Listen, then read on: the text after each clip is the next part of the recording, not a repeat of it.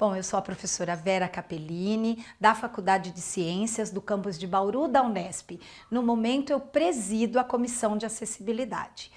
E em relação ao evento, eu considero fundamental que nós possamos compartilhar o que a Unesp vem fazendo. Então, a Comissão de Acessibilidade, para você que está nos ouvindo, saiba que na Unesp de Bauru, primeiramente, nós lutamos como comissão para institucionalizar uma política de acessibilidade e inclusão.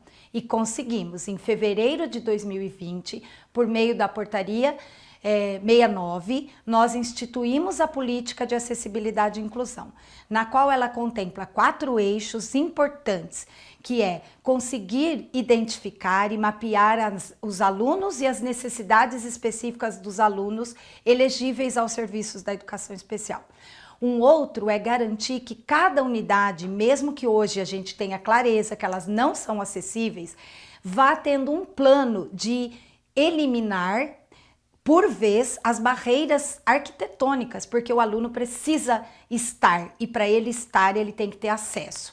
Então é importante, inclusive tem TAC, né? TAC em relação à condição do Ministério Público dizendo para a Unesp é obrigatório tornar acessível. Um deles, inclusive, em Bauru e o outro em Prudente, ou seja, houve denúncia, houve pessoas com deficiência querendo ter o direito de ir e vir e hoje nós estamos promovendo isso e fortalecendo, acompanhando, fiscalizando para que todas as unidades tenham acessibilidade, não só arquitetônica, que aí vem o outro eixo, que é a importância de garantir formação. Porque a acessibilidade, por exemplo, atitudinal é muito importante. E nesse sentido, em parceria e agora dentro da CAAD, nós estamos elaborando materiais pedagógicos, cursos para que as pessoas se informem e formem sobre acessibilidade e inclusão como tema transversal, como direito e não como piedade, esmolinha para a pessoa com deficiência. Ou seja, a Unesp tem uma política que faz com que ela cada dia mais se preocupe em garantir acessibilidade e inclusão. E por fim, e esse é um grande desafio, que é para além da formação, a gente mudar os currículos, né? Tornar os projetos políticos pedagógicos inclusivos. Eu já comentei disso em alguns espaços da Unesp, que esse tema ele não pode ser só do professor de educação especial. Ele é um tema que a odonto tem que ter, a veterinária tem que ter, o jornalismo tem que ter. Por quê? Porque as pessoas com deficiência vivem na nossa mesma sociedade. Serão clientes, pacientes, usuários dos diferentes espaços. Portanto, é um tema que precisa estar em todos os currículos contemplado. Esse ainda não conseguimos. Estamos em construção. Professora, pensando naquilo que já está em implementação e sendo aprimorado na universidade, como a senhora avalia o engajamento dos estudantes, dos docentes e dos servidores técnico-administrativos na implementação dessas políticas? Sim, eu diria que o principal elemento foi o envolvimento de todos os setores. Por quê? Nas unidades que tem o aluno com deficiência participando da comissão local de acessibilidade, o servidor participando, o docente, nós percebemos que a mudança de cultura está sendo muito mais rápida. Inclusive, eu gostaria de contar, nós temos um professor de Botucatu que disse assim, professora Vera, eu nunca pensei sobre isso, mas eu tive um acidente e agora eu estou cadeirante. E mudou o meu olhar, tanto que ele procurou a comissão querendo fazer parte da comissão. Então, a importância de ter as pessoas que sentem na pele envolvidas na comissão. Não que as que não tenham não vão conseguir, mas as que têm de fato conseguido mudar mais rápido a cultura. Porque aí a pessoa com deficiência, vou dar um exemplo. Na nossa comissão, quando a gente foi escrever o protocolo, tem uma aluna da FAAC que tem deficiência auditiva. E estava escrito necessidades educacionais especiais, porque na política tá assim. Ela falou, não, eu não gostaria que fosse assim, porque eu não sou especial, eu sou igual com todo mundo, né? Então todo mundo é especial. Eu tenho uma necessidade específica. Ou seja, especial, ele cai muito na ideia do angelical, do anjinho, do coitadinho. Uma necessidade específica é, se eu preciso de braille, eu tenho que ter braille. Se eu preciso de intérprete, eu tenho que ter intérprete. Se eu preciso de um computador acessível, de um mobiliário acessível com base no desenho universal, é isto que eu quero. E nós mudamos o documento para necessidade específica, porque foi a voz de uma aluna com deficiência auditiva que mencionou que esse item deveria ser modificado. Ou seja, um exemplo vivo da atuação da pessoa com deficiência dentro da comissão.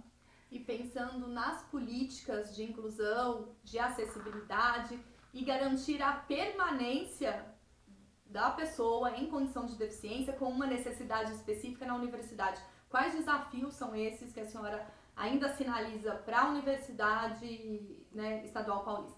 Eu sinalizo a barreira arquitetônica, porque ainda eu vejo como um entrave, porque custa muito. Os prédios antigos, as pessoas não tinham essa premissa, né, que todos poderiam ir e vir. Mas eu vejo que a médio e longo prazo nós temos sim que cuidar disso. Então esse eu vejo que é como um entrave. Um outro, eu gostaria inclusive de compartilhar com vocês, que nós temos tido, por meio do PDI, recurso específico para oferecer o suporte às necessidades específicas que as pessoas têm pontuado. Mas uma delas eu vejo como entrave, a digital. Ainda nós não temos, por exemplo, toda a fala do reitor com Libras. Toda nossa produção acessível. Eu tenho uma pessoa que é servidor, ele é, né, administrativo da Unesp e ele não consegue ver o seu próprio holerite. Por quê? Porque o sistema ainda não é acessível.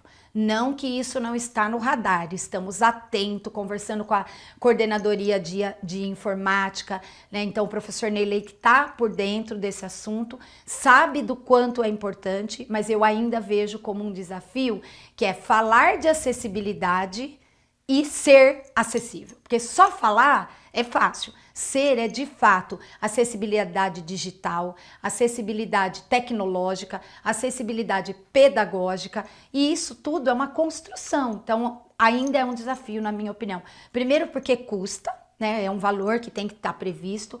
Segundo porque tem que ter muito conhecimento técnico, né, para poder garantir acessibilidade, levando em conta os sistemas que nós já temos. Então, para mim, esse ainda é um desafio que nós precisamos juntos pensarmos como enfrentá-lo.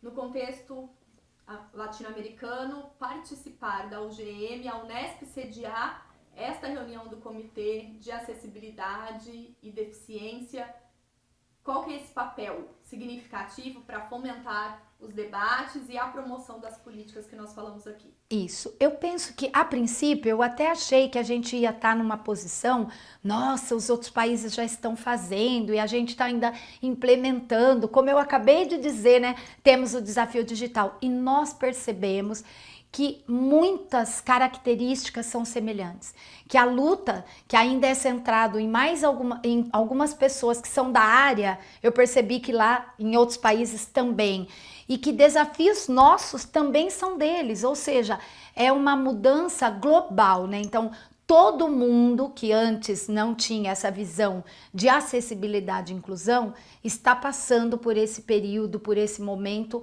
de se tornar mais acessível. Alguns mais já estão avançando mais, outros menos, mas o que a gente observa? Que alguns problemas, dificuldades e a Unesp poder compartilhar o que eu digo que a Unesp vem fazendo e fazendo com primor, para nós é um orgulho. Então é bom saber que também tem gente que tem outros desafios parecidos com os nossos, mas também é bom poder compartilhar aquilo que nós já avançamos.